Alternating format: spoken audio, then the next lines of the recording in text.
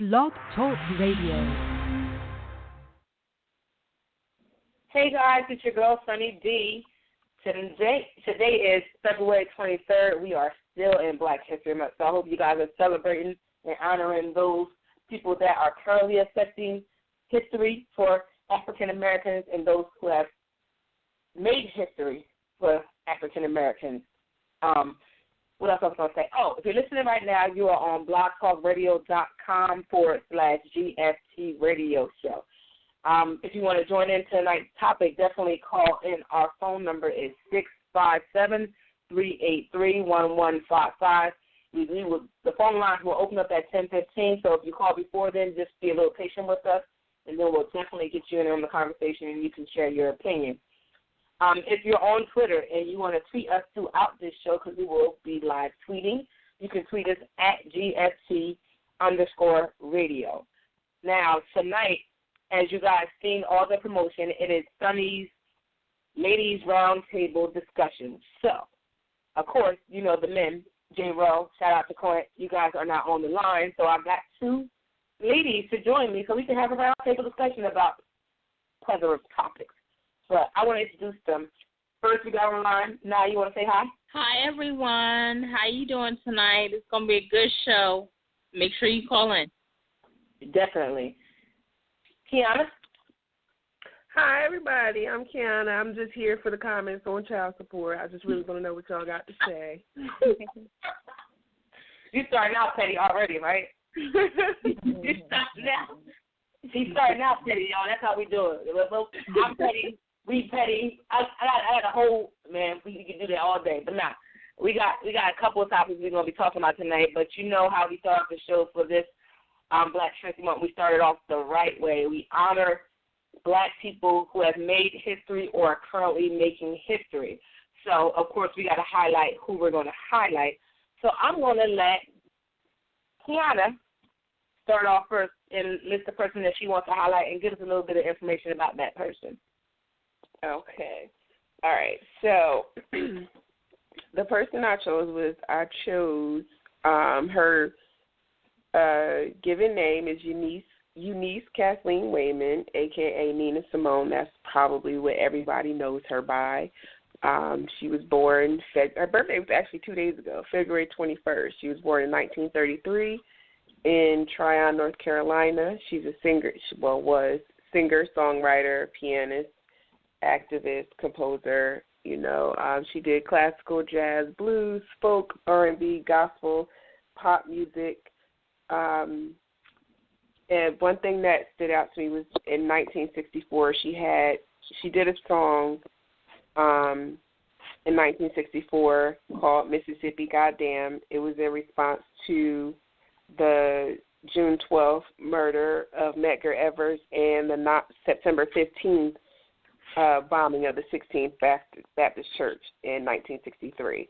And after that, she kind of felt like she was blackballed a little bit, so she kind of made it her business to have a civil rights song on every album that she did after that.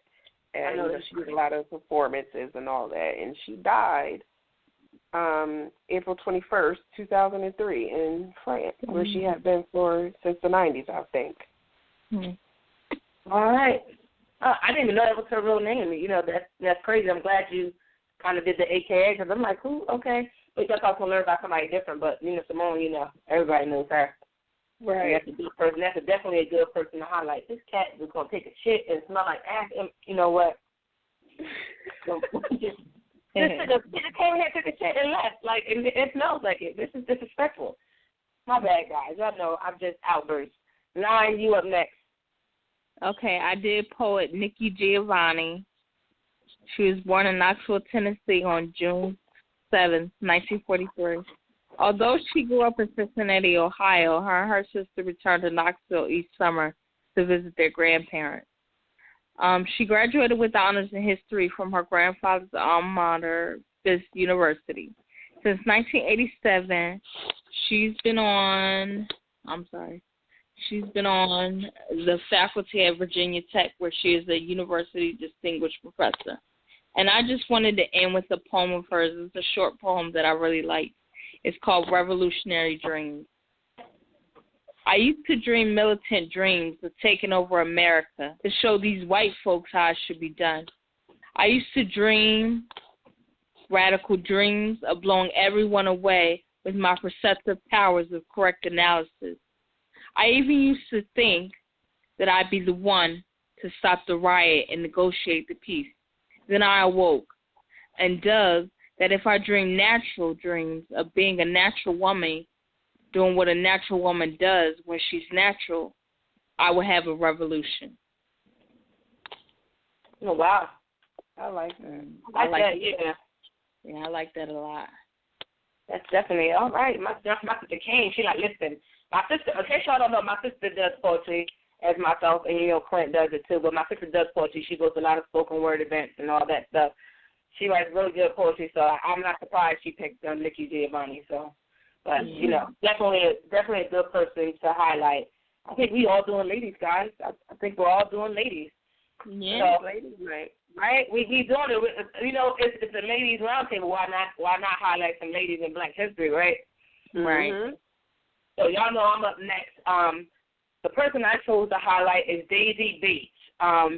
She is known as the First Lady of Little Rock. I'm sure you guys know about the Little Rock 9, the kids that were going to transition between the integration of the schools. Mm-hmm. She's one of them. Yeah, she wasn't one of them. She was one of the mentors for them. She basically was the person that like talked to them about it, talked to their parents about it. She was the person that was there for them. She was the head. She was the head of the NAACP in Little Rock. So she was like the it person in that town, and she was the person that was she was all about education and about fair education for Black students as well as white students. And she was one of the Black students that had the same education as the white kids did. So she basically, she was the person that was their backbone to helping this thing get through. But I kind of want to go back because she was born in Arkansas. She was born November 11th, 1914. Her maiden name is Daisy Lee Gaston, but after she got married, it got changed to Bates. Her husband, Lucius, it made me crack up because I had to laugh. Because I think of the Empire, but Lucius Bates, her and him, he was an insurance salesman, but he also was an experienced journalist, and they started a paper called the Arkansas State Press newspaper. They made that paper. That paper was like the voice of the civil rights movement long before the civil rights movement was even a big national thing that a lot of people knew about. So they kind of publicized to kind of let people know what's going on throughout the civil rights movement as a whole. So she was like a major player. Her house was like the safe haven for the Little Rock 9. She was the kids got dropped off at her house before they went to school, and she took them. They were able to get to school from her house, and then they were brought back to her house to make sure they were safe, and do all that. But she constructed it all. She had it where the ministers would walk the kids into the building. They had the army there to walk the kids to the class, make sure they weren't harmed. I know one girl did get attacked, but it was a miscommunication with spreading the word that they weren't going to go to school that one day, and it kind of happened. And the girl got attacked, and she always thinks about that because that's something that she felt like she could have kind of stopped from happening. And then her house was made a landmark, a national historic landmark in her city. She also had a school named after her. An elementary school was named after her. And then also she had the third Monday in February. She has a day in Arkansas. Yeah. So and she died on November 14th, 1989, at age 84 in Little Rock. But she was like a major player in the case of the Little Rock 9. So definitely look her up. Also look on our website. We highlighted her for our Faces of Our History series. You can find out information about her. Clint just posted a beautiful quote. I think it was a quote or a highlight of her the other day. So definitely check out our website, GST Radio Show. and look at that, and you'll see a little bit. You get to learn a little bit more about her. So, yeah, I was filling out the jewels. No, but I was like, wow, because I heard about her before, but you get to kind of see, like I heard about her with the paper. I know she was involved with the NAACP, but know that she was a major player in the transition of the integrated schools. And when you read about her roles, she took on a lot, and she dealt with the people burning across the front of her house, she dealt with it all. Yeah. So, you guys definitely highlight these phenomenal women for Black History Month. Like I said, we do it every week until the month is over. So definitely we encourage you guys to look up your history, know where you come from, know your ancestors, know the people that have made history and the current people that are making history. So definitely shout out to them. But we're going to bring it right to the topic. We're going to close that portion out and bring it right to the topic. We got a lot of topics tonight, guys. We got a lot of topics. Y'all ready? Yeah. Yep. Let's get it. All right. I'm going to get into this first topic. We do have a caller in line. Caller, we do see you. Give us about 2 more minutes, and we will put you in. But the first topic we're going to start off tonight with is self-esteem, complimenting other women. I know that it's hard for a lot of other women. We talked about this on past shows. I believe we talked about it on the Comfortable in My Skin with my sister Nye that's on the line now. She was a part of that show too, about how women how are we comfortable in our own skin and also being confident in yourself when another confident woman walks into the room. So are you guys, I'm asking you guys, are you guys comfortable with complimenting other females? Do you see the problem with some females that struggle with complimenting another female and not feeling jealous or envious? Well, I don't have a problem with it. Yeah, I don't either. I personally like to compliment women. I just have a hard time accepting compliments. From other women? Yeah. Okay. I think I don't have an issue complimenting other women. Like, why wouldn't I? Why wouldn't you want other women to feel as good as you want to feel? And it's funny too. I would accept a compliment from another female more than I would a man, because I know that if I'm on my shit and I'm on like this, notice me, look at me, I'm the shit. Not saying I'm all that, but I feel like if I feel confident and another female says, "Girl, you better work it," I'm like, "What?" Right. Know for another woman to compliment you, that's genuine. Some are shady. You could tell the shady compliment. But if somebody really like the way you carry yourself and how you are look that day, or however you carry yourself as a whole, and they compliment you, that to me, I would take that over a man and say, "Hey, pretty girl." Because then I'm thinking first, and that's kind of bad. But I think that when a guy compliments me, I feel like he got like a goal in mind. Right. Because he do. Well, I wouldn't say that all guys do. Right. 99% of them. The 99.999. That's that 1%. But my thing about compliments is, even though I struggle with, like, I'm learning to accept them because I give them all the time. A friend of mine said to me, a coworker said to me one time, when you receive a compliment, just say thank you and move on. Don't linger and be like, "Oh, this is old," or "had this for 5 years." Just accept the compliment, and it'll make it a little bit. And if you want to say something else, just say thank you so much. And I'm learning because it's hard. A lot of times we as women do battle with each other. We're competing with each other. We're battling with each other. We don't know how to accept love from each other because some of us aren't used to giving love or getting love. So. All right, hold on, guys. I want to bring the caller in real quick because I don't want them holding too long. We open the lines at 10:15. Let me get them on the line. I just want to see if they have anything to add so far. I know we've been sitting in it, but, hold on. Caller, what's your name and where you're from? Hey, Sonny, it's just Willie Styles. How you doing tonight? I know it was you, Bully. I said that never looked familiar. You think I would know if I did? Right. Hey, Willie. How y'all doing tonight? Hey, Willie. Hi. I was just listening in, checking out the conversation. Definitely enjoying the fact that you got some company tonight instead of all us guys just being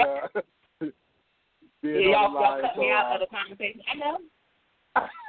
No, they don't love me. No. We got ulterior motive. No. Yes. It's Willie, a great subject, and I think Willie, that. I have a question for you. Go ahead. I'm sorry. Mm-hmm. I'm sorry, but I have a question for you. Okay, so I don't know if you heard me say that I would accept a compliment from a female more than I would accept a compliment. I would believe a female compliment over a male compliment over me. And we probably kind of got on the topic of, because men are probably after, the cheeks or whatever. So, do you feel like that's true? Because Kiana said 99.9%. Mm-hmm. So do you agree with her, or is it a little bit, the scales a little bit different? I would say it depends. Yeah, I would say it depends on the compliment. If the compliment is physical, or the way you look, something like that, then I would say probably 80% of the time there's either a motive or not really a ingenuine. I mean, if the guy likes what he sees, he likes what he sees, right? And I'm sure there's nothing ingenuine about that. But he might have right. A motive involved. But I think either way, the compliment is going to in general is going to be genuine, because a woman is really going to take in everything you're doing, right? I mean, she might notice your lipstick, she might notice your the way your hair is styled, not just the style itself that it looks okay, but she'll notice that it was styled by a professional. She'll notice the little things. Where a guy, we're going to just look at the big picture and say overall, you look nice, or they're going to notice that you're pretty and that's it, or you got a big booty or that's it. So whatever the case may be, the guy might not take the whole package in completely. He's going to just look at the big picture, where a woman is going to be more detailed. So I think not that you should think it's less genuine. I just think that you should know that you really, really did. It's like, that difference between 100% doing it versus you just, you did a good job. You did okay. Okay. Willie, I have a question for you. Sure. How do you feel about a woman? I want to turn the tables on you right quick. How do you feel about a woman giving you a compliment? Do you see it as a form of flirting, or do you see it as her giving you a genuine compliment? So, me personally, I look at it as like a woman you don't know. Yeah, me personally, I feel like it's just getting a compliment. I usually don't think that there's anything else involved in that. I mean, I have some friends who would say otherwise. They might feel like if a woman gave them a compliment, that it's her trying to flirt. It's her trying to, like I said, get. She want to draw. Yeah, exactly. She wants to draw. I got the kids in the car, so but yeah, so basically, I feel like I feel like coming from the basketball game, right? Exactly. Yeah. We just won the game, so that it was hype. So. But yeah, we. I feel like it's a good compliment, or just a genuine compliment. Just because I don't have like a this chip on my I don't say chip on my shoulder, but I don't have this high thought like everybody wants me. I don't feel like that. I just feel like if I'm doing it, and someone gives me a compliment, it just solidifies that. So kind of like how you feel when a woman gives you a compliment, it just solidifies that you've done what you intended to do. Right. Okay. Mm-hmm. Okay. I like that answer. But he said, I literally just had that conversation with a guy earlier today, because it was basically, it was, I guess it ties into the whole dating thing. And we can get right into that. We can bring that in. Yeah, it ties into the whole dating thing, because I felt like this dude I felt like he was backtracking, because before he moved here, he didn't have an apartment and all that, and he was like, I want to take you out and blah, blah, blah. And then he moves here, and I don't hear anything. And he's like, well, when are you going to come see me? You didn't take me out on a date, and you didn't invite me on a date, so why would I come see you? And then he's like, well, I don't have my apartment together. And I'm like, well, what the hell does that have to do with you taking me out on a date? So in my mind, I'm not good enough to take out on a date unless you feel like you're going to take me back to your house and get some. And my guy friend is like, well, what else do you expect from him when he has nothing else to go off of? Or he just knows he has a picture, what you look like, and a couple of conversations. Like, what else do you expect him to want from you right now?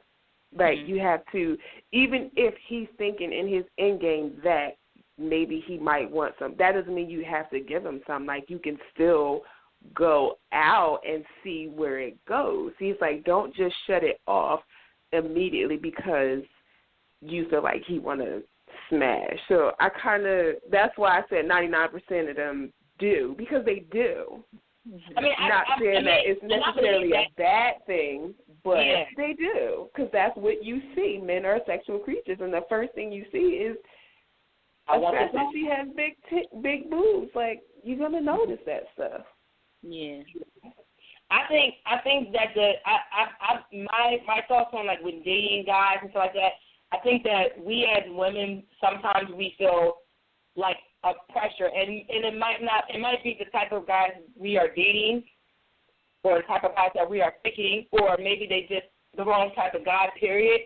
But we get these guys, and their end game is probably to get the cheek. Some might want it on the first night, some might not want it. Some will accept it on the first night if you're the type of female that just, you know what, I want to see what you got. I'm going to do it, and that's what's going to be done, and I don't care whether it's the first, second, third, or fourth. Who cares? But whatever. But I just think that some guys do have the tendency to make a female feel obligated, like, oh, I spent money on you. You have to give me the draws. And it's like, no. Mm-hmm. This is why I go on dates with, one, I always have money. Because if you pull some nonsense, I'm gonna get paid for whatever the hell I'm doing. And that's why I'm not. First of all, I'm not trying to. I think some guys think they're trying to dig in their pockets, they can spend all this money and all that stuff like that. Like, for one, I'm not like that. I'm not trying to spend all your money. I'd rather get to know you than to have you spend money on me, because spending money on me don't do nothing. Right. It's either better. Like, we can take a walk in the park and we can kind of hang out. We can do something that's cost effective, but not trying to break your pockets and still get to know each other. Because you know, I'm not a fan of let's go on a first date, movie date. No, because you can't talk. You get in the movies next to this person and just, you know, they want to hug you and you're like, no, I don't even know you like that, whatever the case may be. So, I mean, some guys do feel like they feel like they have to spend, like, and some guys are terrified of going on dates because they know they got to, some females will be like, oh, no, he got to spend money on me.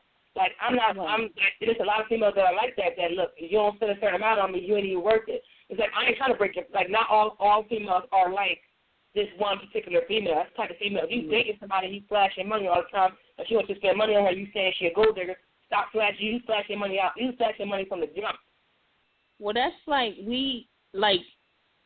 I don't know. Like, I'm thinking a lot of times in dating, there's a lot of rushing, right? So sometimes we're rushing to the bedroom, and sometimes we're rushing to the altar because we're like, this going to be my husband, or this going to be my wife, or we going to get it in, or, you know, it's too much rushing. Like, we don't really get to connect and get to know each other. And that's why I be telling people, I think if you're going to date somebody, set a strong foundation, like, be friends, like, be able to laugh at each other's jokes and, like, vibe, right? Like, this dating thing is scary. Like, I know me, as I get older, I'm less tolerant of a lot of things. So I wouldn't flag a dude immediately. And I don't mean to, but it's just I'm used to BS coming my way, and I immediately shut it down. Like, right. So that brings me to a question I want to ask you, being that you said that. Do you really think we are moving into it too fast, or is it that some of us have been through so much bullshit that we just do not have time to be letting everybody in? Like you said, because of what you've been through, you're quick to be like, no, I'm done. I'm not dealing with that, right? I'm the same way. So I don't necessarily, but when you do find somebody where you kind of like, okay, like, I kind of like you. You don't want to beat around the bush on that either. You know what I'm saying? So it's like, you're damned if you do and you're damned if you don't. What are you supposed to do in that situation? Like, I know I'm not supposed to let everybody in, but at the same time, I can't keep everybody out. Then nobody can get in. Yeah. It's hard. I know for me personally, it's hard because I have, like, this wall. You can almost call it an electric fence. With emotion, like that emotional connection terrifies me. And like I said, I'll red flag a dude. Like, I'll give you an example. I had met this guy on a site. I won't say what site. Anyway, I met a guy on the site, and he seemed really nice. We met one day when I came after church, and he seemed really nice. But the thing is, by the second time we met up, I noticed red flags, right?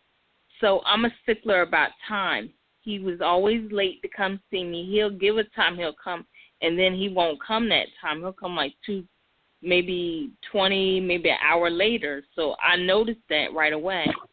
I noticed his story wasn't matching with what he was saying a lot of times. So what wound up happening, long story short, he got the red flag. He was supposed to come see me. He didn't. No call, no show. You're fired. And I fired him. And he wound up blocking me from calling him, like all this stuff before I red flagged him, because his thing was, oh, you were a stickler about time, and that's a problem. Because, I said, but you can't tell me you're going to show up at a certain time and you don't show up, but you don't call or say nothing. Like, you to me, you got to follow through. You got to follow through. Like, if you're going to be late, call me and tell me you're going to be late. There's no problem with that. Like, to me, that was a drop of communication. Now, some people might say, oh, you were too hard on him. But I'm glad I saw the red flags early, because I want to find out he had somebody and he was just messing with girls. And, I learned other things later. But it was I was glad I saw the red flag early. Mm-hmm. So I tell people, if you see a red flag, acknowledge it and know if you're going to tolerate it or you're not. But set a boundary. Right. Acknowledge it and act accordingly. Yeah. Well, it's funny, too, because, I just not so long ago became single, and I met somebody on some old random situations. Like, I had been friends with this guy for quite a while. I didn't even know he liked me. It was crazy. And he tried to talk to me, and I was like, I don't know, because I'm not really trying to really talk to anybody. I'm just getting out of this situation. I don't really know what I know what I don't want. Right. I know what I deserve, but, like, am I really ready for it type of situation? Mm-hmm. And we got to talking. We hung out a few times, and it was the complete opposite of what I'm used to. Like, complete opposite. Like, the normal do's and don'ts. Don't be on your phone the whole freaking night while you're trying to get to know this person. His phone was not even around. I didn't even see it. Eye contact. A true gentleman. I'm not used to that. So it kind of threw me for a loop, and I'm like, something. And I'm one of the people that wait for the other shoe to drop. Yeah. I'm like that. So it's like, oh, no, something about to happen. Mm-hmm. Like, no kids, got a job, like, don't live with a relative. Like, this just legit. So I'm like, I don't know about all this. And so far, so good. The conversation is not the normal conversation. I'm outside, bust a track. None of that. It's like real goals, real life shit. Like, not this old. Sounds like an adult. Yeah, and I'm like, okay, and like, and I told him, I said, I don't know. He was like, what? And I had kind of conversation. I'm like, I don't know if I don't want to be caught up, because he ain't used to something and somebody do what they supposed to do, and you like, this ain't normal. Like, I don't know. Like, I must be in love, and I've just met you. Something like that. So I had to catch myself, and I'm like, not that I was falling in love, I'm not crazy. Let me just put that out there. But it was just so different to me that I was kind of like, wow, this shit is legit. So far, so good. Like, what the hell? And I told him, I don't know if I like you more because you, like, got the shit together, or like, you're a nice person. Like, And when you're not used to that, you like, these ain't shit niggas, Yeah, that's what you're not used to that. when you're used to a certain pattern and you break that pattern, it's terrifying because you're like, whoa. Yeah, I can't say that all the guys I ever dated were bad guys. I think I got so. I mean, you know, I done been through some stuff. I think we all do. As once you pass 30, you done been through some shit with dating, you know, the oops, broken hearts, cheating, and all that stuff. I done been there, done that. 33, about to be 34. So it's a lot that you go through. So when you meet somebody that's so not like what you're used to, you kind of take a step back and be like, oh shit. Yeah. Like this is not what I'm used to. Yeah, and that's important because that person, like, I was talking to somebody earlier today about how the person you're with should build you up. Y'all should always be empowering each other, not bringing each other down. And like you said, like those things are important. Like you build each other up. That's why I say a friendship is so important to have. Yes. And it's funny because it failed, but I was glad we had a friendship first. I mean, we're not friends now because of the way it ended, but I liked that we were friends for 2 years before anything happened. Yeah. That was important for me because when the hard times came and the looks fade and this fade, we were able to still talk to each other, and that is so important to be able to communicate effectively. Like, a lot of people don't have that. They just like, oh, he look good, or oh, she look good, and not that there's anything wrong with dating somebody you think is fine. I hope you do like the person you date, but you do like to jump their bum. Right? Past that, you need something with substance that was gonna last. Mm-hmm. That's what I'm learning at 30-something. Yeah, but dating is a scary thing. Like, dating is scary. Even when you, like, dating is scary because you, like, and that's another thing you got to deal with. If you haven't found that person, or, like, you know, we still out here looking. So when you're looking for, not even looking, they say you shouldn't look, but whatever. People look. Let's be realistic about it. And you trying to, you know, get out there and not let your heart be so wrapped up in the land situation that kind of broke you down, or whatever the case may be. Because, you know, us women, we go through it. Mm-hmm. It's like you got to kind of keep yourself open up to it, but at the same time, I think that people need to change their dating pattern because if you get in the same type of people, you got to kind of change something. Yeah, you do. And then you got to kind of look into and that's a scary thing, to look into yourself. Yeah. And see what it is about you that's causing these problems. Because after a while, you can't say, like Cat Williams said, you can't keep saying niggas ain't shit. Like, it's something about you that ain't right. You got to figure out what the hell it is. And, like, once you, and I think that's one of my biggest things, I think that people don't take time out to love themselves. Right. If you don't take time to get to know you, and not only get to know yourself, be okay with being by yourself. Be okay with being single. Yeah. Once you're okay with being single, I think you could find somebody else. But people are so scared to be single, they want to be with the next person. Oh, I'm single. Let me go jump with this person. Let me go jump with this person. Let me go jump with this person. And you're not even okay with being. I was single for about 7 years at one point in time because I had been so hurt that I had to take time for myself. People are like, oh, you being me. I'm not being me. I'm not ready to be with nobody. This person broke me to my core. I had to get myself back and then love myself and then be okay with being by myself. Yeah. And people don't do that now. They jump from situation to situation to situation. And it depends on the person. Some people can do that and be okay with it. Some people can't. Yeah, because like you said, like, and a lot of times what some of us do, I know I've done, is I lose myself in a relationship, right? So I'm dating a guy, and it's all about him, it's all about him, it's all about him. It's not even about us, it's about him. Catering to him, hand and foot, and all that kind of stuff. But then it was like, wait, where am I in all this? Where's my identity? You know what I mean? And you got to, like you said, when you're single, you have to take that time out to introspect and reflect on yourself and what you need. Because I know for me, a couple of years ago, I was in a situation where it was a domestic violence situation. And I threw myself into school, I threw myself into work, and I thrived so much from not being with anybody. Like, guys were trying to talk to me, and I was like, nope. I was focused on myself. And I achieved so much in that situation. Like, I'm like, I know I can do it. I just had to be comfortable with being by myself. I was focused. I wasn't thinking about a man. I was thinking Naisha. Yeah. And that's all I was thinking about was Naisha and my daughter. That's it. That's all that mattered to me. And I wasn't checking for no dude. I was like, and I get what you're saying. Like, me and you had a conversation about this, and now that I'm what I like to call reluctantly single, I'm learning that I really want to discover myself again, because I did 4 years and I got lost in that situation, and I want to find myself again, you know? Yeah. Like, that's so important, because I lose myself in a man. I'm not afraid to admit it. I lose myself in a man, and I put his needs before mine, and I don't think about myself. And, like, now that I've gone through some things, I've learned that cheating is a definite deal breaker, along with domestic violence. Like, it's a deal. Like, there's no coming back from either of those two things. Yeah. You know, once the trust is broken, it's broken.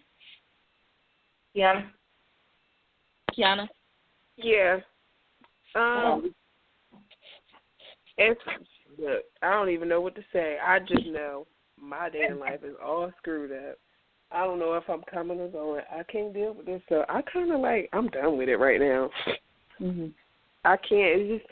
It's too much. People aren't honest. People aren't upfront. Everybody has a hidden agenda. I just don't get it. Like, you don't know me, so why are you lying to me? Right. Like, what reason do you have to lie? You don't even know me. You don't know how I'm going to react to anything you're going to say to me, so why not just be honest? The worst I can say to you is, I don't like you. Right. But I don't even get that opportunity. I get fed some BS, and then I end up talking about it later on like this and being angry. So. That's okay. Dating because, like I said, Can I as single parents, can I interject one thing? Right. Can I interject one thing? I'm sorry, is that Willie? Yeah. I just want to interject one thing. Everything y'all just said was so on point. But one thing, just going back on Kiana's comment about the lying, is the one thing about guys that I, personally and for my friends that I've learned is we are afraid of the response. No matter if we know you or not, we are afraid. We go into little kid mode. We're afraid of the response. We don't want to get in trouble. We don't want to feel like we got caught or we got caught up or whatever the case may be. And we go into little kid mode, and so we just lie about every little stupid thing, no matter what. It could be, did you eat cereal this morning? Like, yeah, I ate cereal. Like, he had grits. Like, why are you lying about eating cereal? And it's stuff like that is what turn women into hating people that they're with, and we even get that sometimes, but we'll do it anyway. I don't know what it is, but that's the one thing. And I don't know if it's possible to pull most guys out of that, other than saying like, hey, you need to realize that you got to be truthful, trust you. And I think for some men, it'll be that's either enough or that's enough to kind of get them to curb it a little bit. But I think a lot of guys feel like they have to maintain this illusion all the time, constantly. And they, like I said, they just don't want to be in trouble. So that's the main reason that it happens. Yeah. How many do, like, they got, but for example, my last relationship, I didn't ask to be in that relationship. I wasn't checking for nobody. He came to me. He said, I want to be with you. I want a relationship with you. Why? We were friends. And I said, listen, I don't want to do that. I don't want to play no games. Like, don't do this if you're not serious, because I'm serious. Oh, I'm serious. And we started this whole relationship. Then out of nowhere, he just stopped communicating. And then come to find out, he had a whole fucking girlfriend. Oh, wow. Mind you, we went on for almost a whole year. Wow. That's just I don't understand. Like, these dudes, we're not trying to know that, but I just want to get that out. Huh? Right, like, did he do all of this just to get somebody. If you wanted something, just say you want to do it, and like, dude, I want to do it too. When we could do it, and that's one thing I don't understand. I do tell these guys. I say it. I don't know how many times I say this to people. First of all, you don't know what type of female you're dealing with. You don't know what type of her mindset and where she's at anywhere. So if you come to her and say, you know what, Red or Sunny, you know what, I just want to fuck. I might be in some, you know what, I just want to fuck too. Right? Oh, you want to fuck? Oh, that's all I want to do, so I don't want to listen. That's just fuck. Okay, then we good. You can do that. But y'all lie and say no, and that's all you want to do is fuck. If you upfront with me, it's like the same thing with cheating. I just talked to somebody about this yesterday. I said that's the same thing when guys be cheating. Y'all cheating on your female with another female that want to replace her. You need to find somebody if you're going to cheat. Not that we promote cheating, but if you're going to cheat, find somebody that don't want you. That not like that at least. That's going to be like, okay, well, I'm just stop piece. Understood. I'm gonna do stop piece things. I'm not gonna be extra. I'm gonna pop up. When he call you, I'm gonna be quiet. Like it's bitches out there like that. I mean, sorry, I'm not including bitches because I'm a female. I said bitches in the most popular way. But no, because I don't want people to say, oh, she called me a bitch. No, I'm just saying bitches. And in Jersey, we call people bitches. Like what's the mean? I'm from Jersey. And we say bitch. All right, bitch or something. We call people bitches. So that's it's not like, oh, you a bitch, I hate you. No, it's a love affair. But anyway. So I guess that ties back into what Willie was saying, that men are afraid of the response. But here somebody saying no cannot be that bad. Like, come on. It can't be that bad. Like, you've heard no before. You heard it from me too. You disappointed your mother, and guess what? She still loves you. You got females that is cheating on you. She can't shoot in the bed naked with this next bitch, and she still loves you. And she like, you gonna work it out. Not everybody's gonna be that way. That's not that. Let me walk to my house and see another bitch that's in there. It's gonna be a crime. First 48 real quick. This is gonna happen. But I'm gonna be on first 48 real quick, but or homicide something. But yeah, no, that's the thing. Like y'all know the type of females y'all are dealing with. Whether you're cheating with her, whether or not, you got to talk to. If you catch more bees with honey than anything, like just be upfront. Like you know how much if a female will respect you more if you upfront. You're like, you know what, girl, I got it. I got a girlfriend. I ain't never going to you, but I want to fuck you. You know, blah, blah, blah. She might be like, okay, and keep it pushing, and be okay with that. Not all, but there's some of them out there. We got inside bitches. Like, President Clinton had a side bitch, and she decided she wanted to show us out somewhere. Like, people have them. It ain't just black folks, it's everybody. They all got side bitches. Somebody got a side bitch. Back in the day, they had side bitches that kept their mouth closed, had kids by them, and still kept the females, and the girl knew that this nigga had a whole family on the other side of town, and had kids by him, and then the wife found out that about her, but they just act like they didn't know each other and kept it pushing. Like, come on, this ain't nothing new under the sun. It's been happening. Find you somebody that's going to be okay with that, accepting of that, and deal with it. Don't be getting these, that's the problem. Most guys get the girls that want to replace the person that they dating currently, knowing damn well you ain't leaving her. So, like, she's trying to replace him, and that's why she's going to call you at some random time and mess up your whole life, because you know she wants that number one spot. She don't want to be two no more.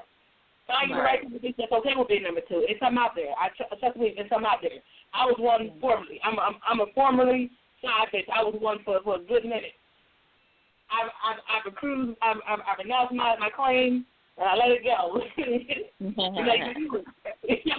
I'm being honest. Y'all getting Sonny honestly. Like, I was a side bitch to some young boy too, and I gotta give him credit. He was by his. I ain't getting him in trouble. I just feel what it was. He paid bills. I was like, you do what you got to do. What, she calling you? Go ahead and do that. I ain't mad. You gotta know your role. Yeah, I played my part. I know if I was, like, let me tell you something. If I was feeling them side bitch ways, I would be the best side bitch you can have, because I don't want you. Just do what you're supposed to do. No, we good. But, like, I'm not on that way. No, I'm trying to be in love, you know.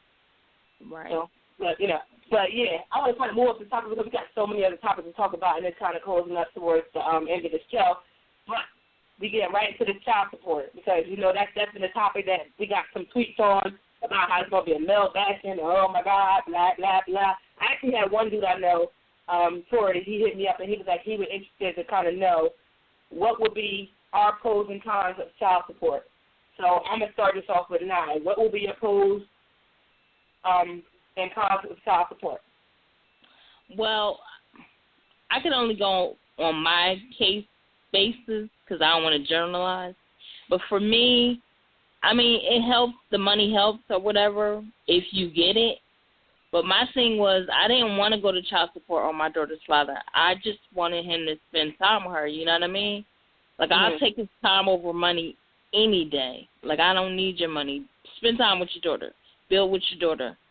But, you know, and he kicked that old, why you going to the white man on me, line on me. And I was pissed because I'm like, because you're not doing for her. Like, my thing with child support is, like, you know, if he's not going to do right, you need help somehow. You know, being a single mom, you can't do it by yourself, financially or otherwise, all by yourself. But if you have to get that check every month or that, whatever you get, because I don't get child support. I put in for it, but I don't get it. But anyway, you know, that's how you got to get it. You got to get it. But the thing that bothers me about child support with some women is if he's spending time with your child and he's building with this child, you know, like if he's doing everything right, you know what I mean? Why do you have it on him? You know, that irks me. Like, I see women whose fathers play an active role. And they I'm just seeing her sometimes. But, like, an active role, I don't get why they have child support. I have it because I needed something in place to, you know, financially take care of my child. Yeah. You know? Like I said, like, yeah, there are women that spend the money on themselves or do whatever they do with it. You know, they might not do right by the child, you know, that kind of thing. It's a touchy subject, so this is a good subject for tonight. And I really want the men to chime in because this isn't a bashing session. This is just an open discussion about something that's a controversial issue. Yeah. Pros and cons, because now I ain't really listening. She's fired. Oh, sorry. I never listened. No, now let's hear her talk. I'm so hard. Like you said, I think that sometimes, for example, my son's father, he's on child support. He ain't never paid, but he's on it. And the reason I did it is because I went to him first. I needed help paying for child care. He didn't want to help me. So I didn't have my only choice was to go to child support. So the pros of child support is for somebody who, you know, for the ones who just don't want to do what they're supposed to do, who are working and don't want to contribute financially to you raising your child. And so you have to bring somebody else in to step in and do it because they're not doing the adult thing and doing it, period. The cons of child support is, yes, you have some women who don't use it appropriately. The other kind is you have some men who think that their little $100 a week that they're paying in child support is doing her goddamn hair and nails. Do you know what I'm saying? Your child has to have a roof over their head. So if she's short $100 on her rent, that's you damn well right. She better use her child support to keep that roof over her child's head because you ain't doing it. Right. The cons of that is you have the women who go and do it because he don't want to be with her. That's not okay. The cons are you have men out here, like she said, who play an active role in their child's life and who gives her money and they still go and put that man on child support because she's being spiteful. That is a con of child support. But people, I feel like these men need to stop thinking that child support, that she's not supposed to use it to pay any of her bills. Her bills are your child's bills. Your child needs to eat. Your child needs lights to see. Your child needs a roof over their head, a car to drive in, all of that. I need them to get that through their thick-ass skulls. Right. And that's why I say, this is why I say to a lot of my male friends, we got a call online, I'm going to join in, look up a minute, call, hold on 1 second, I got you. I see you and I got you. But I want to say this before I put this call on the line. I just want to say, like, I tell a lot of my male friends because I know them. They are dads. I see them, their kids with them more than I see them with their mama. That's how serious it is. I see a lot of that. And like, they taking them to school, just doing everything. I see it more often than not. And I feel like they're the ones that's putting in the time, doing what they're supposed to do, like buying the shit, know their kids' shoe size, know what their kids like at birthday parties. They doing it all. And then you got grimy-ass baby moms that just spiteful, whether he want to be with you, he with my husband, it's not you. Whatever the case may be, they spiteful and they do petty-ass shit like put them on child support. This is why I say to those men, and I've said it on countless shows before, you need to put yourself on child support. Like, do you understand the difference between a female putting you on child support than you putting yourself on child support? It's a big difference. It's saying that you give a fuck about your kid. You want to make sure your kid's being taken care of, because the first thing she can say is you can be giving her $100-something or $300 every 2 weeks or whatever the case may be, or every week or whatever, and she can go right to court and say, you know what, he ain't giving me shit. So guess what? That judge will be like, oh, well, and you going to say, oh, well, I give her money every week. So you got a receipt? No, you don't. And that's what the fuck happens. You're on child support. Yeah. But I'm going to put this caller on because I want to see what they have to say. So hold on, guys. Caller, what's your name and where you from? Sonny, what's up? It's 12 Kyle calling from Atlanta. What's going on? Hi, 12 Kyle. How are you? You got ATL in the building? I'm good. What's happening, ladies? How are you? I am really enjoying the show. It's a really good show. Interesting points. Thank you. See, it's not a male bashing show, is it? Not yet. Hold on. He laughed though. Go ahead. Yeah, he kind of paused like, No, you know what? No, actually, everybody's giving some really good perspective, because I think it's a lot of, especially, like, and someone just mentioned it right before I called in, like child support. When you start thinking about child support, like it's a very touchy subject, because a lot of times people get lumped in, and I hear it from both sides. Like, you'll hear men say, well, these women are doing such and such and such, and it's not everybody. And, some guys feel like women are exploiting the child support. And then I see, some women that I know, they've had, so much and harm with even just getting a man to pay child support. I mean, like, it's a catch-22. So I think one thing people have to understand is that every case is its own individual case. And I think we do ourselves a disservice when we lump everybody in together, because everybody ain't the same. Everybody's situation is different. So. And then on top of that, I want to add in that people think that child support is gouging this man's paycheck. Here's the thing that I need people, and this is coming from a payroll standpoint. If this man has 4 kids and wherever he has them at, they're not in the same place, 4 different mothers, whatever the case may be. If they all put you on child support, that lump sum is going to come out of your paycheck. It's going to be distributed equally. So realistically, people that have like I'm going to put my stuff out there. I only get $77 current child support plus $10 in the rear. So that's $87 a week for a 14-year-old. Let that sink in real quick, because I need y'all to understand that. That's what I'm getting. So I need people. This is my problem with child support. They think it's, oh, look at my paycheck, oh, blah blah blah. First of all, how many kids do you have?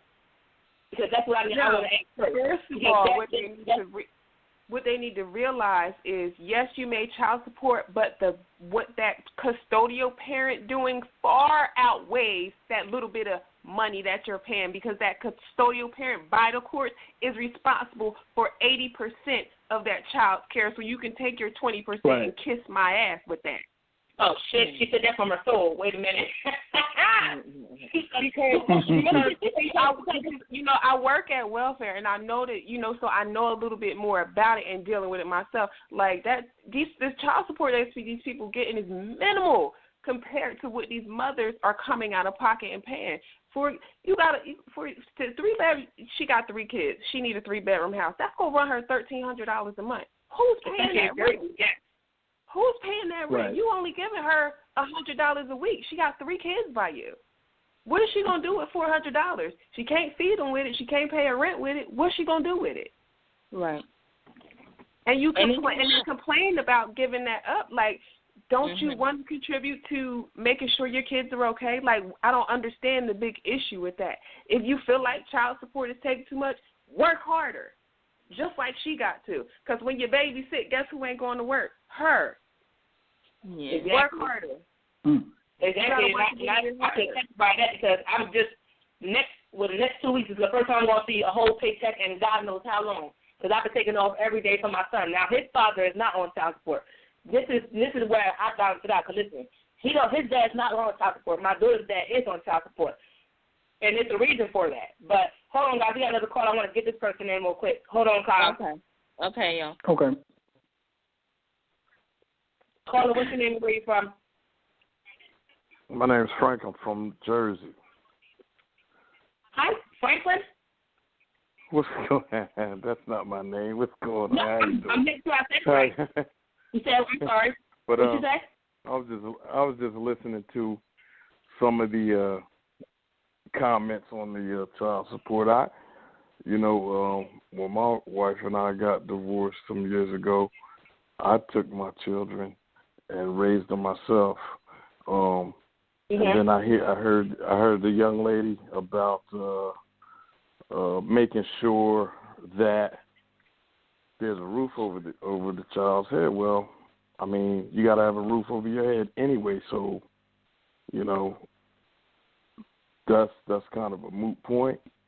But if you make the kids, the bottom line is if you make the kids, then both parents need to contribute to make sure their children are fine.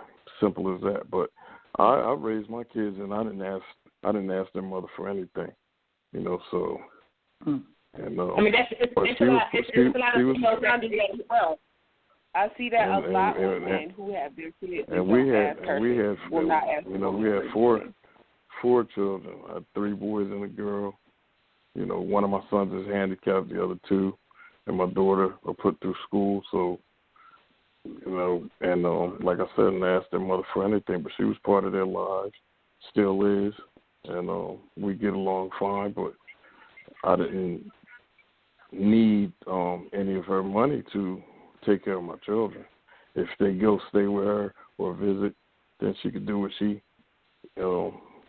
wants to do for them while they're visiting her. But she doesn't need to send me money every week or month or whatever.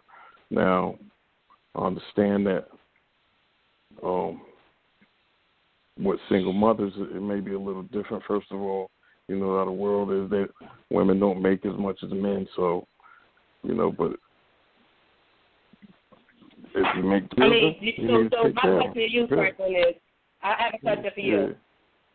As not saying it's you, but can you understand as a single parent, whether female or man, when say if you are on child support or whatever the case may be, or the other parent is on child support, and you hit a rough patch where bills get stacked up, you missed days of work because kids were sick, miscellaneous things, and you had to take off work and your paycheck is not looking the way it does, and they get child support. Mm-hmm. So, to my understanding of what you said, if their rent is if they don't have enough money to make rent, and they get child support, and that child support can help cover that missing amount, in your mind, they shouldn't use that for that?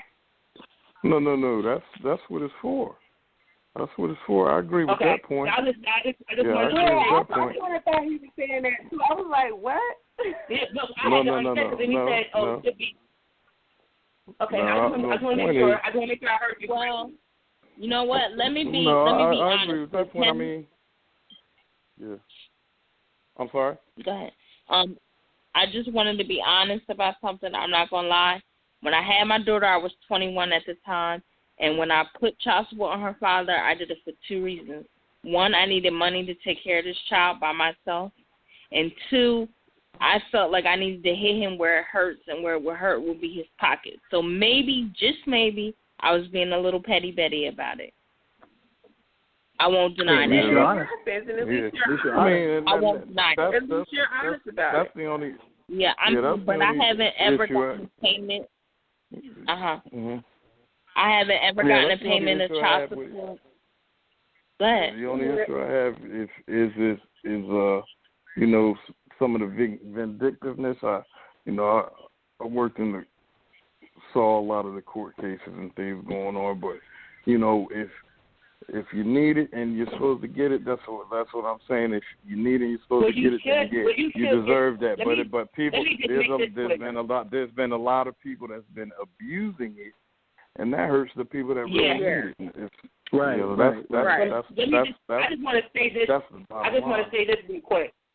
I think that parents, period, whether you're the custodial or the other parent that they're not living with, as parents, you have an obligation not to the person you had a kid by, but to that child to make sure that child has the best life possible. It shouldn't take for a third party to get involved for you to support your child. You should be supporting your child emotionally, spiritually. You should be there physically. You should be there money-wise. That parent has to actually know. If that kid can say, "Hey, Dad, I need blah blah blah," you should do that. It shouldn't be a problem. It should be understood that this child needs things. These kids grow. Shit happens. Yeah, like, and I agree with that. That statement 100%. Every 5 minutes. But the problem is on the other side of the coin. The same thing I said about people abusing the system. It's the same thing on the other side of the coin. Unfortunately, we need that third party because some people don't want to take the responsibility. You know, like you were talking your earlier conversations about the side women and things like that. The old school ladies back in the day, they were the side pieces. Yeah, like the young lady said, they kept their mouth shut and played their part. Same thing with back in the day with old school parents. I mean, if a guy got a girl pregnant, you know, if they didn't get married, they took care of that child. Unfortunately, now you got all these guys running around and sometimes making babies. Sometimes the other female took care of that child. Or you didn't even know he had another child. Yep. He took care of that baby and you didn't even know it. But now, some of them just don't even want to take care of the ones that they got. They just don't want to do it. They just be like, forget it. Like, that's the only reason I went to, like, honestly, in my situation with child support, I offered it to him 3 times. My son is 10. I offered it to him 3 times in 10 years. I will go down there. He's $60,000 behind. Actually, more than that. I will go down there and get rid of all those arrears. They can drop that balance to 0. We can get rid of the order right here, right now. All I want from you from this point forward, if you cannot help me financially, be there for him. Be there. I came to him 3 times. We still have that child support. I can't fault a lady for going down there. If they do that and the guy don't step up, then hey, you got to do what you got to do. It's as simple as that. Yeah, I mean, it sounds like her hand was forced, basically. I mean, like she didn't have any other recourse. Yeah, what was I supposed to do? Well, my situation was completely different. I had my daughter at 19. Her dad moved out of state, didn't know where he was. And in his mind, I was supposed to hop on the bus to Virginia and go find him somewhere in Virginia. Didn't work out that way. I was 19 and I was in college, so I got on welfare eventually. And because I was working at first, and then I got on welfare when I stopped working. And I went through that process. And then he came back up into town. We had a conversation. And this has been my thing with him the whole entire time. Mind you, our daughter's 14. He's been in her life as much as he so chooses to be in her life. He pop up for a good while, he'll be gone for a good while, and he'll show up when he wants to show up, and this, that, and the third. We had a child support order. I did not really start receiving child support until end of 2014.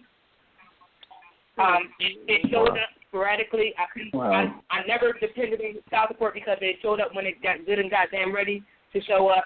I didn't start consistently getting it until last year. We had a conversation. He wanted me to take him off the arrears. And I said to him, I have no problem with doing that. I need you to show consistency with being in her life. You can't half-act it. You're either going to be in her life consistently or you're not, and it's order going to stand. Where we're at right now is he's still on child support because you're not being consistent. He hasn't spoken to her until he hasn't talked to her since November sometime. She called him when I didn't have she called him and said, Dad, my mom want to get my hair done. She got somebody to do it for free, but we don't have the money to buy the hair. He never called her back. She said, okay, tell me how much it is. I told him how much it was. After she told him how much it was, there was no other conversation between them. She's 14. She has her own phone. he has not contacted her. He called me he texted me in January, asking me the same. Mind you, November. This is November. We're already in January now, right? He texts my phone and he says, "Hey, did you think about the question I asked you before?" And I didn't respond. I guess not. And then that was it. I called him. His mom recently passed. I called him and I said, "You know what? I'm sorry about your mom passing. Blah blah blah. That and third." And then he called me the other day to ask me was she going to her grandmother's funeral? She didn't want to go because it was a school day. And actually it was today. He has not called. He has not reached out to her. Wow. Yeah, seeing things like that. This is where I'm at with it. Right. This yeah, is don't this drop is my Hold on 1 second. Then he actually made. Hold on 1 second. He made an IG video on Instagram talking about how he's done paying child support for one, and he got 4 more years until he's done with her. Wow. And saying don't let these bitches get you for all your money. What are you doing? Like, you need to ask where have you been? Right, and that's the thing. If you're in arrears like that, now it's arrears. It's twofold. If you're in arrears because you lost your job for a little while, you might be $2,500, $5,000 in arrears. But when you start getting up into tens of thousands of dollars, he owed me right, $16,000. if you start getting up into the tens of thousands of dollars like that, you're not doing anything to begin with. So, you know, like the other young lady said, and you said, that's at that point you don't need to make deals. I'll drop this arrears because they're not going to do it anyway. If they wanted to be and spend time with the child, they wouldn't be in arrears like that in the first place. And that's why I said she's 14 now. Like, what do you like at this point? Like, what have you done? Like, you show up when you want to. I mean, I ain't going to front. She would go to his house like every other weekend, but that's because her sister called and said, "Can she come?" It was very rare that he called and said, "I want to spend time with my daughter." It was her going to hang out with her sisters, not her getting to know her father or her father getting to know him. Her. And that's what this is what he's missing. And he's like, "Why she act like that towards me?" Because you don't know her. Right. I need you to understand that. My thing is, like, if I'm being honest, like I was earlier, my daughter's almost 16 now. She's 15. She hasn't seen her dad since she's 3. He hasn't been in her life that long. I found out about other siblings she has, different things like that. I'm not going to lie. I was hurt when I put child support on him, and I'm still hurt that I had to do it. But I'm not getting anything from it. I've been raising her for 15 years by myself. I never asked him for money for her. If she ever needed anything, I told him, "You don't even have to give me the money. Just go get what she needs." So this conversation, I'm not going to lie, has opened my eyes and made me look at things a little bit differently. Like, maybe I was being petty for putting child support on him and trying to hit him in the pocket, because he's not paying child support. He's almost $70,000 in arrears for my daughter, and he's never taken the time out to get to know her, connect with her. She has communication with his dad's side of the family. She looks just like him. Huh? She looks just like him. Yeah. It's just mind-boggling that, you know, and, like, I kind of feel like there is, even in my case, there's really no need for child support because he's not going to do it anyway. He's not going to pay. He's not going to put in time with her. It's just a hurtful situation. It's a hurtful situation. She's beautiful. She's 15. In a situation like yours, I don't think you were being petty. Yeah. In a situation like yours, I don't think you were being petty. No, you didn't have anything. You didn't have anything else to do, really. I mean, your back was against the wall. What else could you have done? Right. I think one of the things people kind of fail to understand, both men and women, is particularly the men in you guys' lives, is that, you know, we only get one chance to be parents. And our kids didn't ask to come here. So it's like you really can't mess that up. I mean, you go 5, 10, 15 years without talking to your child. I mean, how is a child supposed to feel when you come around and they're 18 and you're like, "Hey, what's up?" I mean, the child doesn't know you. So, you know, it's and the thing about it is, I don't care how much money you owe. I don't care how much money you pay. You can never get that time back. So as a parent, anybody listening, I think it's important that you can't lose sight of that because like I said, we only get one chance at this, and you really can't. I mean, you can't fuck it up. You just can't. Yeah. Well, you shouldn't. Let me put it like that because there's a lot of people that do. Well, Sonny, I got a quick question I want to ask you and your co-host, and I'm gonna hang up because I got to finish editing my podcast. Yes. You guys were talking about dating earlier. Because you have kids, the question I have is, and for the three of you, how soon do you wait before you actually introduce someone that you're dating to your child? And the reason why I asked that, we had this discussion on one of my podcasts, and good question, because you don't want to have, you don't want to parade a whole bunch of men in front of your child. So how long, just on average, how long do you think you should wait? Child to think you a her. Exactly. Right. My son is 10, and he's only seen me with one person, and we've been broken up for 4 years now. He still ain't seen me with nobody else because I haven't felt like anybody else has really made me feel like they wanted to be a part of his life. So when you make me feel like you want to be a part of our life, not just mine, but ours, then you can meet him. I don't think I can really put a time frame on that. Okay. Now you want to go, then I'll go after you? Yeah. With my last relationship, it was 4 years, and I'll say we were dating for like 2 years, getting to know each other before he met my daughter. Now, to some people that might be a long time, but it's just, I felt like my last relationship was abusive, and I didn't want another man around her just yet. You were being careful. So I was introducing them in slow doses because, my daughter is very protective of me. So for me, it took 2 years before I introduced them to. I'm not saying you have to take that long, but I think it's a case-by-case basis, and you really need to talk to your child and get them acclimated even to the idea that they have to share you. Right. Before you be like, oh, this is my boyfriend. No, you got to get them acclimated to the idea that someone else, they have to share you with someone else. Yeah. Right. Well, see, I'm dating someone who has not met my kids. They know I have kids. They're on my Facebook. They see them. They know I'm very proud of my kids and all their accomplishments and things like that. But he has not met my kids. When will he meet them? When I feel like we're getting serious. If I feel like I want him to meet him, I would like him to meet them before, if we decide that we're actually going to be exclusively a couple. Okay. Because I think that I want to see how they interact with him. I want to see how he interacts with them, because I don't want to be a case where we start dating and then you meet them and they don't like you and you don't like them. Yeah, and that's important. I would rather know. Yeah, so I would rather know beforehand. But it's not like I'm going to have them at my house spending the night or like that or whatever. I'll have them come over and be like doing like a regular setting, like I'm cooking dinner and they over here and they get to see the kids and see how they are in the house. Because, some guys date girls and they think they got some badass kids or whatever case may be. Now, with me, I think it's more challenging with me because my son is autistic and he's 4. So he's in a whole different situation. So I need to know, one, are you going to be able to deal with that? Because that's a lot to deal with.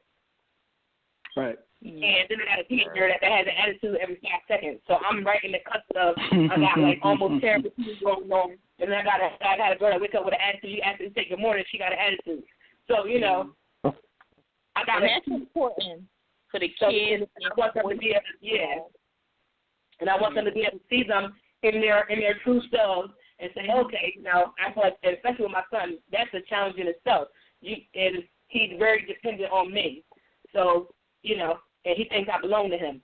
So I need them to understand that, Yeah.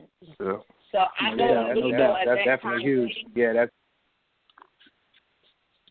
I'll always say that teenagers and in any special situation, both of those types also always need a lot more care, a lot more handling, because it's always a volatile situation on both sides.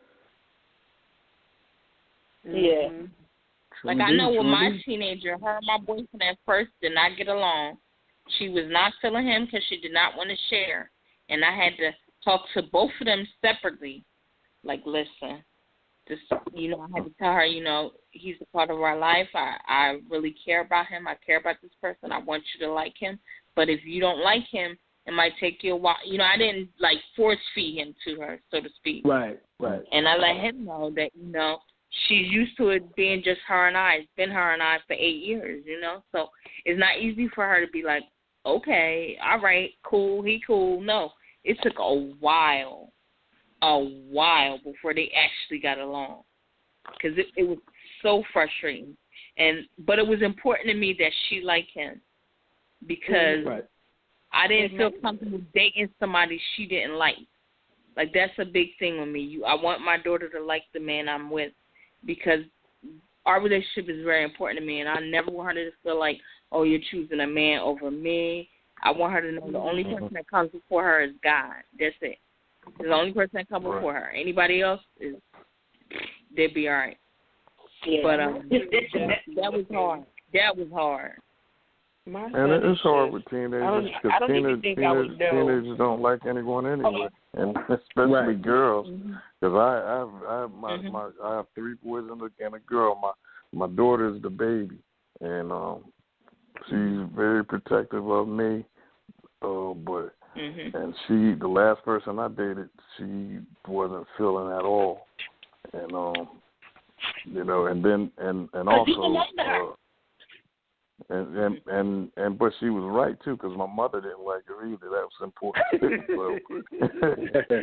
Hey, well, that was a sign right there. So, you know, but with teenagers, it's just hard anyway. They're not gonna like anybody from the outside from the beginning anyway. It's gonna take a little time if that person is the one for you, and they'll stick it out, and things will work out in time. But, yeah. Right. I wouldn't even know how, honestly, to approach that situation, because I haven't been in that situation. Like I said, my son has only been around one person, and when my son met him, he was a baby. He was like 1 year old. So, and when we broke up, he was like 5 or 6 years old. And he has and now I'm sneaky with it, because I'm scared to introduce him to another man. I don't want to put somebody in his life who really, you know what I'm saying, if you're not going to be there. Like, I need you to be the right type of man, because I'm raising a young black man, and I can't handle bullshit over here. So exactly. I do I'm sneaky with it. I go out, and when he sleeps, I go do my thing. I'm back before he wake up, though. So as far as he's concerned, one person, that's it. You know, and I really don't even know how I would approach that situation. I really don't. You'll know, because you'll know when that right one comes anyway. You're going to know, because you know, your instincts will tell you. You'll know. Right. Yeah. Yeah, my son, he kind of, I don't want to call him rude, but he gives people the side eye. Like, he'll let you know. He'll tell you about yourself real quick. Like, yeah, no, I'm not feeling you. You know, he'll let me know and all. I don't know. I'm hoping. But I'll figure it out. Kids, because they know. Like, you got to trust the kids, because they know their instincts are sometimes stronger than ours. And sometimes when you don't like that person, they're right to feel that way. Like, I know in my situation, it turned out that my daughter was right all along. You know, but unfortunately, it took me 4 years to see that. You understand what I'm saying? She saw signs of things that I was in denial about. So I know moving forward, I'll trust her on if she don't like somebody. I'll be like, well, okay, I guess that's not going to work out, because. Well, no, don't necessarily do that, because we didn't, no, to a certain extent, yes. But I think they should caution that, because sometimes kids can try to scare people away. And just because, I would want to know why you don't like them. We need to have a conversation and let's explain why you don't like this person. I wouldn't just say, if you don't like them, I'm not going to date you. Because sometimes kids just be that. They just have to make sure initially they're going to feel that way anyway, initially. But like that young lady said, she was in a relationship for 4 years. If her child didn't like that person for 4 years, then something was wrong there. Yeah. Initially, you know, your kids probably aren't going to. Yeah. But after a little while, they'll, you know, if after a little while they don't warm up to each other and things don't start working out, then maybe something is wrong because, you know, they got to get used to the person too. Yeah. So Kyle, are we holding you hostage? No, I'm about to get off. Thanks for taking the call. I enjoyed the show. I'm going to hang up and try to catch the end of it before I finish editing this podcast. All right. Thank you for joining us. Good night. Oh, no problem. No problem at all. I'll talk to y'all later. All right. All right. Bye-bye. So we got less than 8 minutes left of this show right now, so we got to kind of wrap the conversation. We went well over the after show. Maybe we definitely got to do a part 2 because we need to hit 3 of our topics. Was it 3? No, 2.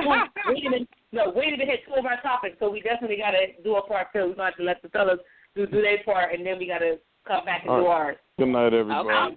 All right, good night. Good night. Thank you. All right, good night, Frank. Good night. All right, good night. Thank you for joining us, Franklin. Willie, you still on the line? Keep calling him Franklin. Yeah, I'm still here. Stop calling that man Franklin. Ain't his name Franklin? No, he said that. Did he say his name was Franklin? What? I forgot what he said his name was, but he said it wasn't Franklin. I'm bad with names. When he said Franklin, I just thought of the cartoon. It's Franklin. Right. No, but I thought he said Franklin. No, he corrected you, Red. Yeah, he corrected you. That's all right. Y'all let me call his name Franklin when we hung up, though. It's different, right? His name what the hell was his Franklin name? tonight. He gonna have to deal with it. He gonna be all right. Big D Franklin, 609. He's gonna cut me out. I don't know who that was. He gonna have to join us again and redeem himself. Yeah. But like, I'm glad that I am real glad we had the men call in. Because, you know, talking, and I'm glad that it was not a male bashing conversation. It was just a conversation. We had some topics and we wanted to talk on them. It was not a male bashing. I repeat, not a male bashing podcast. No, it wasn't. No, I will vouch for you, lady. You did an awesome job of not bashing us.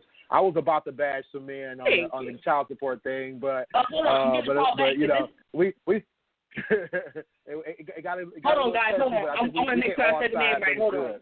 It's Franklin. It's not. He said it's not Franklin. Yeah, what is it? Where you from? Hello? Hello? Hello? Yeah. Hello? Oh, yeah. Hello. I said good night. Yeah, I said good night earlier. I guess but no, my name is not Franklin. That's what I was calling back for. It's Frank. Back with names. What's your name? Frank. My name is Frank, not Franklin. Yeah. Oh, Frank. Yes. Look, I'm over here. Don't try to call people by the wrong name. Nobody want to tell me. You weren't listening, Punk. I have hard of hearing. I'm hard of hearing. He just gave the new nickname, that's all. Hi, Bessie. No, it's not Bessie. Oh, my God. Hey, Bessie. What's going on, Bessie? How are you? What's going on? I ain't doing nothing. We're about to wrap the show up now, though. Yeah. But thank you for calling. Yeah, it was very good. Very good. Yeah. All right, I'll see you tomorrow. I'll talk to you tomorrow. Good night, everyone. Okay. Yeah. Good night. Good night. Y'all know I'm bad with names. Y'all fired. But we got to wrap the show up. So we're going to shut up. I hate y'all. Y'all fired. Y'all all fired. So we're going to wrap this show up. I want to thank these ladies for joining me. And I want y'all to come back for the part 2 because we're definitely going to have a part 2. Okay. Give out y'all contact information. I know y'all don't be on Twitter, but y'all can get that out. Let them follow y'all. All right, go ahead, Kiana. You said Twitter, right? My Twitter name it's Nikki. It sounds like Nikki, but it's spelled NICKQUII. All right. That's where you can find her at. Go ahead, Nye. And you can find me at Koi Magazine, COY Magazine, on Twitter, on Instagram. Check me out on Facebook. Just check me out. This is a good conversation, Kiana. I love having you on board. I love hearing what you have to say. You are like a quiet storm, girl. What's coming? You don't know what's coming, but I love it. I love it. You need to come back to blogging. That's what you need to do. But I'm not going to. You know, I am. Bro, I actually am. I'm coming back. I promise you. All right. So you blogging. I know I better have the website. I definitely better have that. Or we're gonna have consequences. It's not even changing. I'm gonna keep the same website. I'm just going to start. Just pick up where I left off and start off different. Okay. Yeah. All right, well, y'all know, Willie, go ahead and drop your information because you're like our honorary guest, so go ahead. All right, this is Willie Styles. Y'all can catch me everywhere at Willie Styles. That's STYLEZ. And Instagram, Facebook, Twitter, everything. WillieStyles.info if you need the links. Great show, ladies. All right, Thanks for showing up. No, thank you for joining us. We showed up and showed out. The guy got to come back. Willie, you definitely got to hit them up and be on the show with them for their guys round table. Yeah, for sure. Oh, yeah, for sure. Yeah, right, yeah. So before we close out tonight, y'all, I want to give y'all some information. I just ordered our host T-shirts with our logo and everything on them. I'm getting ready to set up a thing where you guys can purchase shirts. Willie, you got to hit you up because I got to get your information because I'm going to definitely send you a shirt because you're like our honorary guest host, so I got to send you one. But we're going to have that up on the website. Once we get it settled, it's going to be on the website. We got a lot of new things coming to GST Radio Show, that website, and a lot of things we're going to be changing. We'll keep you guys abreast of everything that's going on.